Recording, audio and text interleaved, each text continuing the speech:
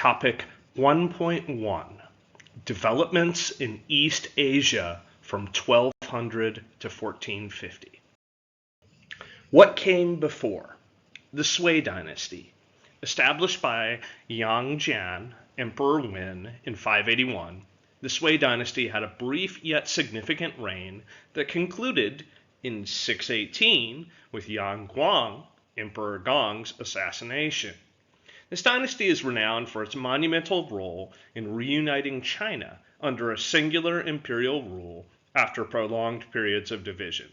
One of its crowning achievements was the construction of the Grand Canal, a phenomenal engineering endeavor connecting the Yellow and Yangtze rivers, hence enhancing trade and communication between China's north and south. Militarily, the Sui's annexation of the Qin dynasty played a pivotal role in China's reunification. Yet the dynasty grappled with internal strife and instability, leading to its eventual succession by the Tang dynasty in 618. Tang dynasty. From 618 to 907, the Tang dynasty reigned, marking a zenith of Chinese cultural and political achievement. Celebrated for its peace, prosperity, and cultural innovations, the Tang dynasty fostered a cosmopolitan culture enriched by extensive trade and interactions with Asia, Europe, and the Middle East. This era gave rise to stellar literature, art, music, and dance, highlighting the apex of Chinese cultural expression. Militarily, the Tang's campaigns against the Central Asian Turks are also noteworthy. However, a nexus of internal discord, economic challenges, and external threats precipitated its decline, leading to the Five Dynasties and Ten Kingdoms era post-907. Song dynasty. Succeeding the Tang and preceding the Yuan dynasty, the Song dynasty governed from 960 to 1279. This dynasty is venerated for its technological and cultural innovations, significantly influencing China and neighboring East Asia. Economically, the dynasty witnessed a boom, largely due to its expanded trade networks and the revolutionary introduction of a paper money system. Militarily, the Song faced challenges, most notably from the Jurchen-led Jin dynasty, which eventually annexed China's northern territories. Administratively, the Song dynasty is remembered for its centralized governance, marked by pioneering reforms and a robust meritocratic bureaucratic system. Government developments in the Song dynasty. After periods of war, the Sui and Tang dynasties unified China. Beginning in 960, the Song dynasty further improved China's governance. Understanding bureaucracy. A bureaucracy is like a big office or government system. It has levels of power, like a pyramid, where each level has its own jobs. Everyone has a special role or department. There are clear rules for how everything is done. Bureaucracies aim to work fast and well. They use formal ways like written notes to share information. Meritocracy in practice. A meritocracy is when people earn positions because of their skills, not because of their family or wealth. This idea is seen as fair because everyone gets a chance based on their abilities. However, some think it can be biased or focus too much on competition. The civil service exam.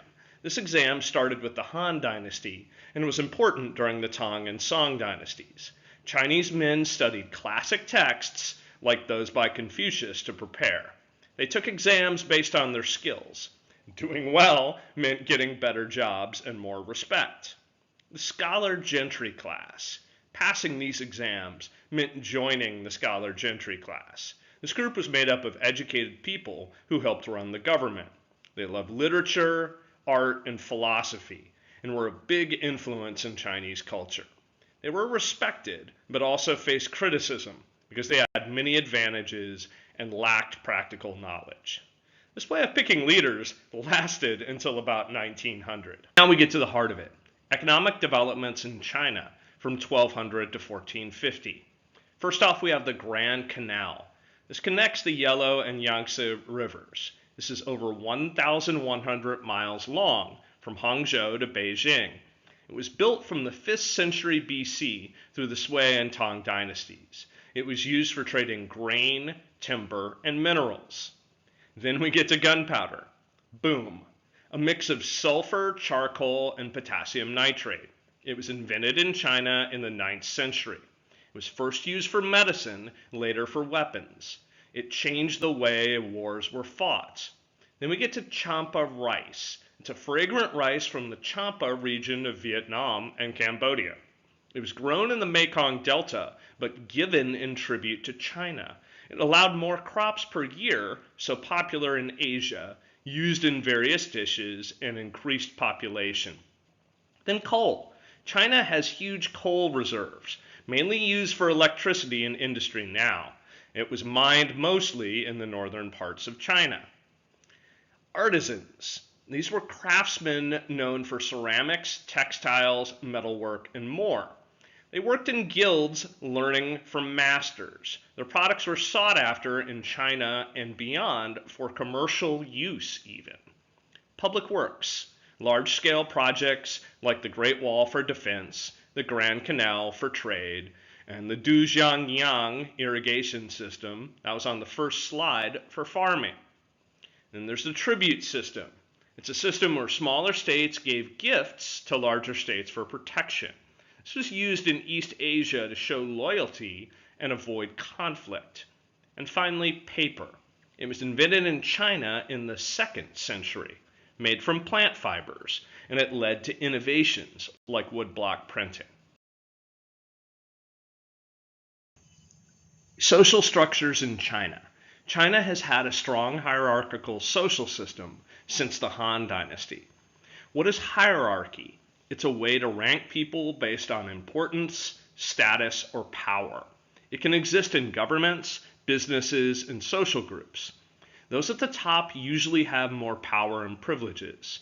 Such systems can create order, but also lead to perceived inequalities. Patriarchy in China. Traditionally, men held most of the power.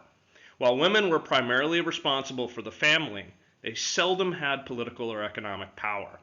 Foot binding is one example of this system's effects. It became a symbol of beauty and status, showcasing the ideals and wealth of the time. Influence of China on its neighbors. Just as the U.S. influences countries around it, or New York City affects its neighboring communities, China has significantly shaped the cultural and political development of its nearby nations, specifically Japan, Korea, and Vietnam. Japan, located as an archipelago chain of islands, Japan cultivated its unique cultural aspects. There's religion. Shintoism remains central to Japanese culture. Literature. Works such as The Tale of Genji showcase the country's literary traditions. And feudal hierarchy. At the helm were the emperor and shogun, military leader. Below them were the daimyo, landowners, who hired samurai warriors for protection. The samurai followed the Bushido Code, their own version of chivalry. Despite a decentralized feudal system, Japan built a distinct society. However, even as Buddhism reached Japan, the nation didn't fully adopt China's civil service system or embrace Confucianism. 2. Korea. Of the three, Korea was the most influenced by China. It integrated Confucianism, Buddhism, and the civil service system into its culture. But its aristocracy prevented significant social mobility, and true unification of the peninsula remained elusive. Number 3, Vietnam. Although geographically close, Vietnam has always asserted its distinct identity, keen to remain separate from China. The term Vietnam can be translated to Southern people, but the Vietnamese don't perceive themselves as an extension of the Chinese. Their societal structure is less hierarchical than China's, with a focus on village-centric life and nuclear families. And while Confucianism and Buddhism reached Vietnam, the imprint of Confucian ideals was comparatively limited.